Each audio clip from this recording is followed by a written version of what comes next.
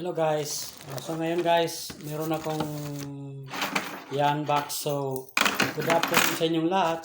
So ngayon guys, oras natin ngayon is siguro tingnan ko muna kung anong oras.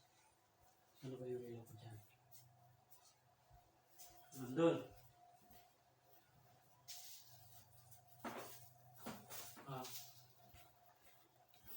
So, ang oras natin guys is 3:22. Bali, kahapon pa to dumating yung parcel ko galing sa Shopee. Actually, dalawang beses siya nag-attempt mag-deliver para ihatid sa aking lugar pero wala ako doon. Meron ako napuntahan. So, dalawang beses niyang sinend doon sa location ko bago ko nakuha.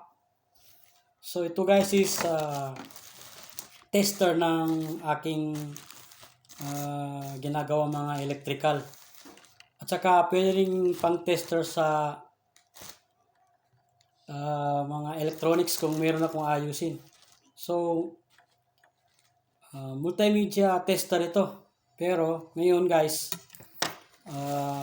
para malaman ko kung totoo talagang nakatanggap ako ng tester, so i-unbox ko ngayon guys. Gagamitin ko na naman ulit itong mahiwagang kutsilyo. Ito naman yung palagi kong ginagamit pag meron akong binubuksang parcel. So without further ado, so bubuksan na natin yung aking biniling parcel sa Lazada. So ito na. Ito nga pala yung kanyang details o information. Tsaka resibo. So, bubuksan na natin. Sana guys, hindi tayo na-scam. Kasi sayang din naman yung pera. Mahirap kaya tayo ng pera sa panahon ngayon.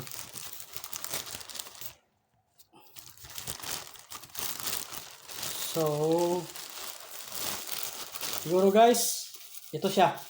Hindi naman tayo na-scam. Ito ay Samwa multi-tester or multimedia tester.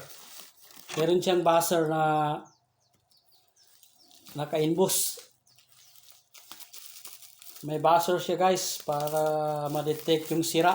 Hindi tayo masyado marunong sa ibang pyesa. So, tutunog siya. Kahit doon mo na lang iset. Malalaman mo na kung anong sira. Kung sira ba yung papalitan mong pyesa. Pero guys, advice, hindi naman ito siya advisable na gagawin. Yung magbase ka lang sa kanyang buzzer kasi guys, ang pagre-repair talaga is dapat malaman mo talaga kung yun ba talaga yung sira. Minsan kasi pag nagte-tester tayo, hindi naman pala yun ang sira.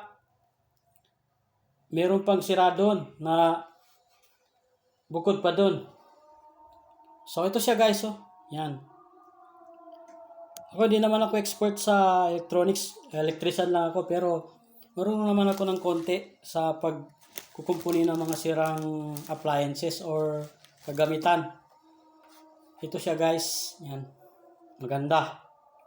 Samwa tester na analog. Hindi siya digitalized. Ito yung buzzer